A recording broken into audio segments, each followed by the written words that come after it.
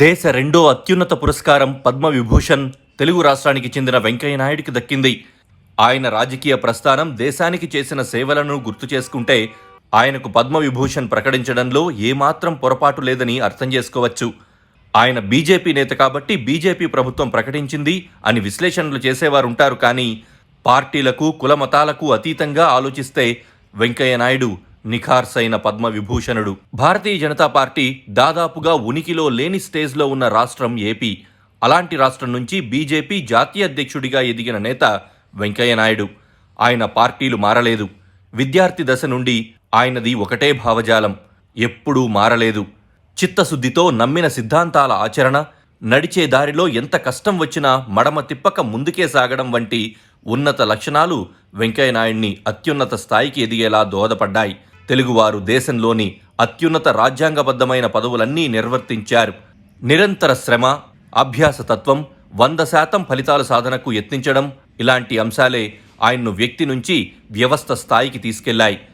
తెల్లని పంచ చొక్కాతో సాధారణ వ్యక్తిగా కనిపించే వెంకయ్య నాయుడిది అత్యంత సునిశిత పరిశీలనా దృష్టి. ఒక వ్యక్తి తన ముందుకొస్తేనే ఆమూలాగ్రం అతనిలోని శక్తి సామర్థ్యాలను అంచనా వేసే అరుదైన తత్వం ఆయన సొంతం. నిరంతరం విద్యార్థిలా గతిశీలంగా ఉండడం, భేషజాలకు పోకుండా వాస్తవాలను జీర్ణించుకొని మార్పును వెంటనే అంగీకరించడం ఆయనకు ప్రత్యేక వ్యక్తిత్వాన్ని తెచ్చిపెట్టింది. వెంకయ్య నాయుడు తన రాజకీయ జీవితంలో గెలుపు ఓటములకు ఎన్నడూ మెరవలేదు. దక్షిణ భారతదేశంలో బీజేపీ పునాదులు అంత బలంగా లేకపోయినా ఆయన ఆ పార్టీకే అంకితమయ్యారు.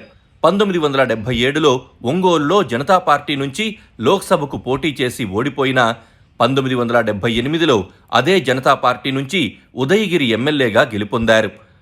1978లో ఇందిరాగాంధీ ప్రభంజనంలో, 1983లో ఎన్టీఆర్ ప్రభంజనంలో ఒంటరిగా పనిచేసి గెలిచారు.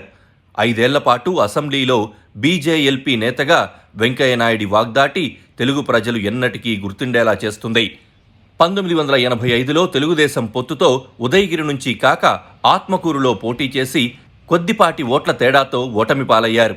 అది రాష్ట్ర రాజకీయాల నుంచి జాతీయ రాజకీయాల వైపు తీసుకెళ్లింది.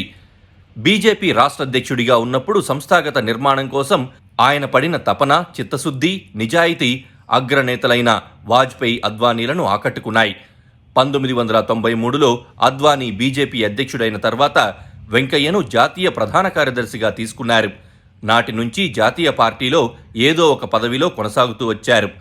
1989లో బాపట్ల, 1996లో హైదరాబాద్లో లోక్సభకు పోటీ చేసి ఓడిపోయారు. 1998లో కర్ణాటక నుంచి రాజ్యసభకు ప్రాతినిధ్యం వహించారు. గత ఏడాది రాజస్థాన్ నుంచి రాజ్యసభకు ఎన్నికయ్యారు. వాజ్పేయి ప్రభుత్వంలో గ్రామీణాభివృద్ధి మంత్రిగా ప్రధానమంత్రి గ్రామ్ సడక్ యోజన తీసుకొచ్చి గ్రామాలను రహదారికి అనుసంధానం చేశారు. మారుమూల గ్రామాలకు మట్టి రోడ్లు, తారు రోడ్లు తెచ్చారు. ఇప్పుడు పట్టణాభివృద్ధి మంత్రిగా స్మార్ట్ సిటీలు, అమృత్ పథకాలు తెచ్చి తనదైన ముద్ర వేశారు. వెంకయ్య నాయుడు జాతీయ స్థాయి నాయకుడిగా ఎదిగినా తెలుగువాడిగా ఉన్న గుర్తింపును పోగొట్టుకోలేదు. సాధారణంగా జాతీయ స్థాయి నాయకులు తనపై ప్రాంతీయ ముద్ర పడకుండా జాగ్రత్తలు పడుతూ ఉంటారు. మాతృభాషలో మాట్లాడితే ఎక్కడ తన స్థాయి కుచించుకుపోతుందోనన్న భయంతో ఆంగ్లం, హిందీల్లో మాట్లాడడానికే ప్రాధాన్యమిస్తూ ఉంటారు. కానీ వెంకయ్య తెలుగు మీద ప్రేమను మాటల్లోనే కాకుండా చేతల్లోనూ చూపారు. ఎంత స్థాయికి ఎదిగినా ధైర్యంగా తెలుగులోనే మాట్లాడారు. ఆయన ఎప్పుడూ వ్యక్తులను, వ్యక్తిగత విషయాలను లక్ష్యంగా చేసుకుని రాజకీయాలు చేయలేదు. ఎంతటి విపత్కర పరిస్థితుల్లోనైనా సిద్ధాంతపరమైన విమర్శలే చేశారు. అందుకే ఎవ్వరితోనూ వ్యక్తిగత సంబంధాలు దెబ్బతినలేదు. అందరూ ఆయన్ను అజాత శత్రువులాగానే భావిస్తారు. వెంకయ్య మనిషి నిండా మంచితనం, మనసు మకరందమని తెలిసిన వాళ్లు పొగుడుతూ ఉంటారు. రాజకీయాలంటే 100% అందరినీ మెప్పించలేరు, కానీ మెజారిటీని మెప్పించాలి. ఈ విషయంలో వెంకయ్య నాయుడుపై అనేక మంది అనేక రకాలుగా విమర్శలు చేయవచ్చు. కానీ ఆయన రాజకీయ జీవితాన్ని తరచి చూస్తే ఎంతోమంది గొప్ప నేతల కన్నా వెంకయ్య నాయుడు మేలైన నేత. దేశం కోసం ఆయన చేసిన సేవలకు తగిన ఫలితాన్ని బీజేపీ ఇచ్చిందని అనుకోవచ్చు. ఒకవేళ వేరే ప్రభుత్వం ఉంటే ఖచ్చితంగా ఆయనను గుర్తించదు. ఎందుకంటే బీజేపీ తరపున దేశం కోసం సేవ చేసిన వారిని ఇతర పార్టీలు గుర్తించవు. మొత్తంగా వెంకయ్య నాయుడు తెలుగు దిగ్గజాల్లో ఒకరు. ఇప్పటి నుండి దేశ రెండో అత్యున్నత పురస్కార గ్రహీత.